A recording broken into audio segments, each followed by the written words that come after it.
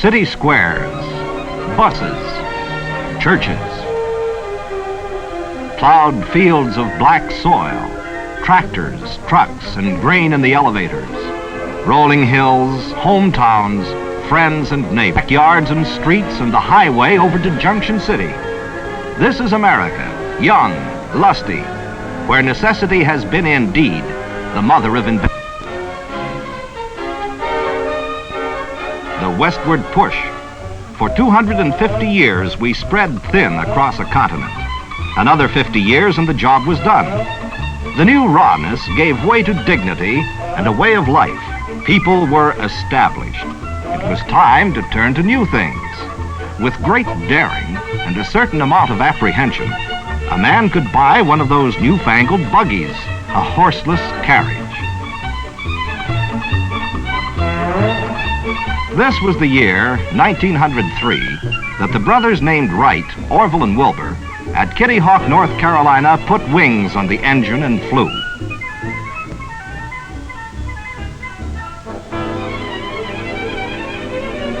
These were the days people said, "Auto cars? Not practical. Why, we don't have auto car roads."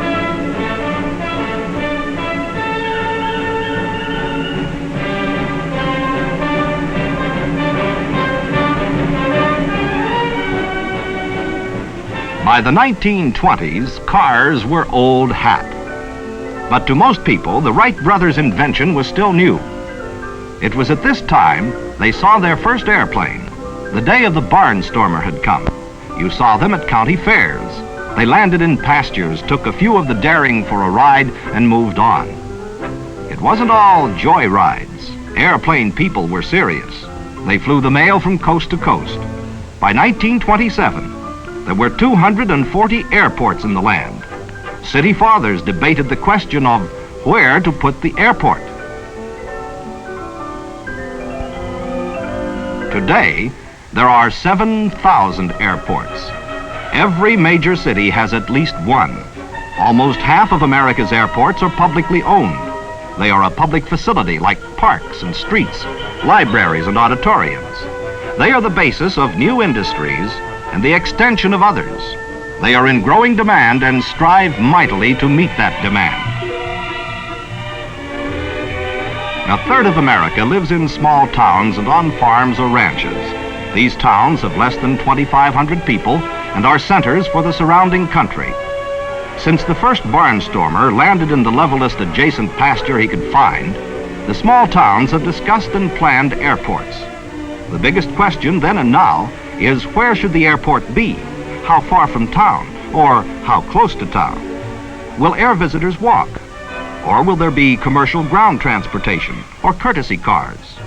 The land immediately available was often accepted as solving the question. Today, the town fathers, the civic planners, are more thoughtful. There are examples to study.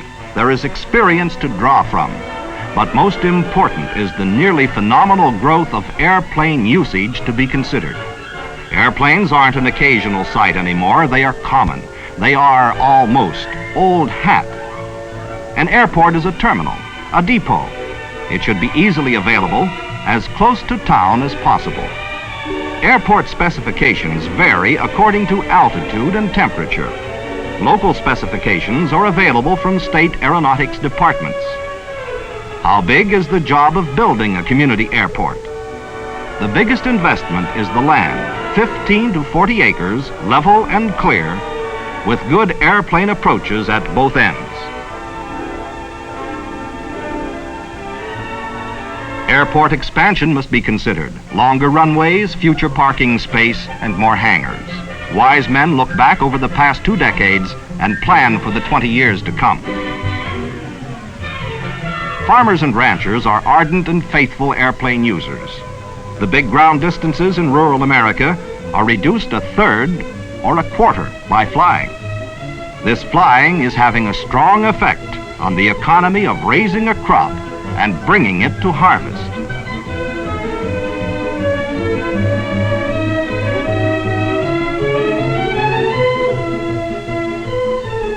Growers have streamlined agriculture. and since the introduction of farm machinery, they have put it on a mass production basis. Since World War II, the airplane to the farmer has been a useful piece of farm machinery. The local airport has become community headquarters for seeding and fertilizing, the application of harvest sprays, the control of weeds, the control of insects and all the principal crops. An airport is no luxury item. It is the hub of thousands of acres of farmland, and to the surrounding community, the rural airport reduces the cost of aerial dusting and spray.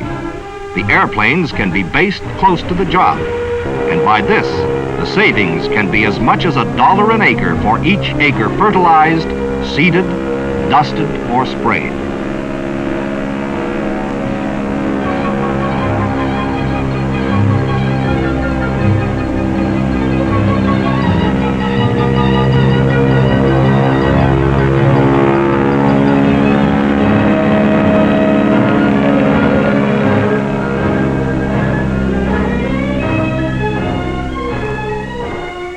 One season's work of crop dusting has often paid for an airport. Many farmers and ranchers are airplane owners. They have an airstrip at the home place, but if the combine is down, they are not averse to landing in the stubble to see that the machine is soon going again.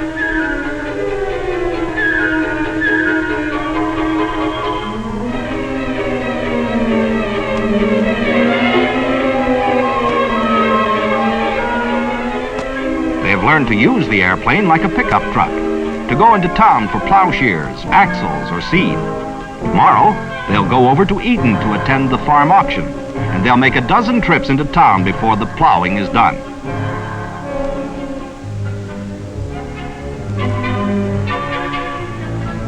The government services use community airports in the management of the public domain.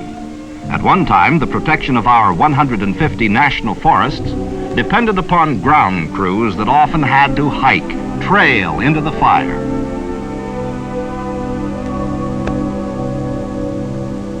Today, the Forest Service contracts for fixed base airplanes to spot and survey fires. Older planes are usually used for this work since they have short landing field characteristics and are especially suited to the job. Smoke jumper firefighting crews parachute to a position near the fire and put it out before it has a chance to spread. This system of reaching fires while they are small has been in use for well over a decade. It has saved billions of board feet of timber. Smoke jumping has also contributed to the protection of the nation's water supply. The small airport, both municipal and private, plays an important role in the protection of natural resources. Aerial conservation work is done by the U.S. Bureau of Entomology and Plant Quarantine. In the east and in the west, large forest land areas have been sprayed to kill destructive insects.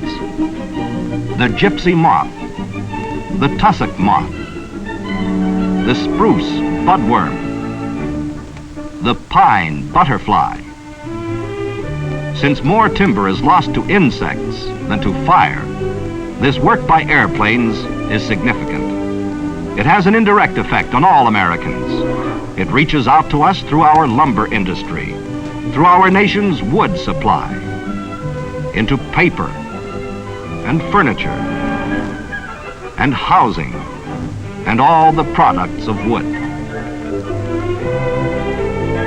American industry and business in the West, in the South, in the East, is the #1 user of airplanes and airports. Most municipal airports of the manufacturing centers of New England, the Great Lakes region, and the South are constructed to handle a constant flow of air traffic. Runways are paved. They are long, and there are several of them. They are built for heavy multi-engine aircraft. They are built to handle the executive aircraft of American industry. As industry builds branch factories, as it follows the pattern of decentralization, the smaller cities face an airport problem. There are few large industries today that are not airplane users. Many use both large and small aircraft. The smaller business planes are used by the engineering division, by production, and by the spearheading sales division. As one sales manager said, We use our airplane because it makes us independent. We make our own schedules. We don't have delays en route. We gain from 2 to 3 days a week. We figure the cost of a trip by regular public transportation and apply it to our airplane fund. The salesmen with big territories to cover are turning to the airplane. They visit the town with an airport like they used to visit the town on the railroad and then the town on the highway. More and more, they will come to the town with an airport. Where is the industry that isn't dependent upon sales? Where is the industry that doesn't want to maintain the position it's reached? Where is its payroll?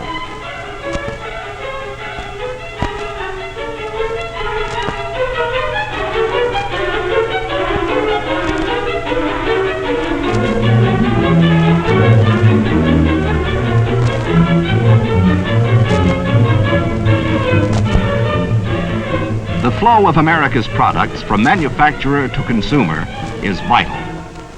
The consumer is the market. The market found and developed by a salesman.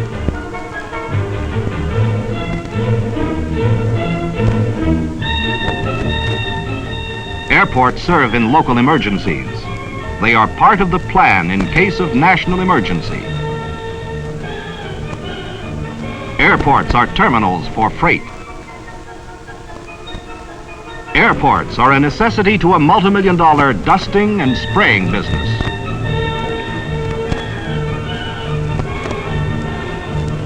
They are used by farmers, by ranchers.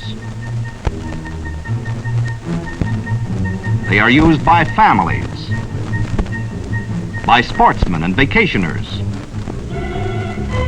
They are used by the Fish and Wildlife Services, by pipe and power line patrolmen, by local airlines in outlying districts. The first 2 hours after sunup is when most of the planes go out. They may be going on business for a construction corporation, for an oil company, for a diesel engine distributor. It may be a local real estate man, or an orthopedic surgeon, or a mining engineer. They may land at Winnipeg, Atlanta, Mexico City. They may land at Oak Ridge, Fairbanks, Flagstaff, or Anaconda. They may land at your town or mine. For the air is the greatest freeway man will ever know. It doesn't have to be built or maintained. It touches every city and town. So little is needed to use it. An airplane, a smooth strip of ground.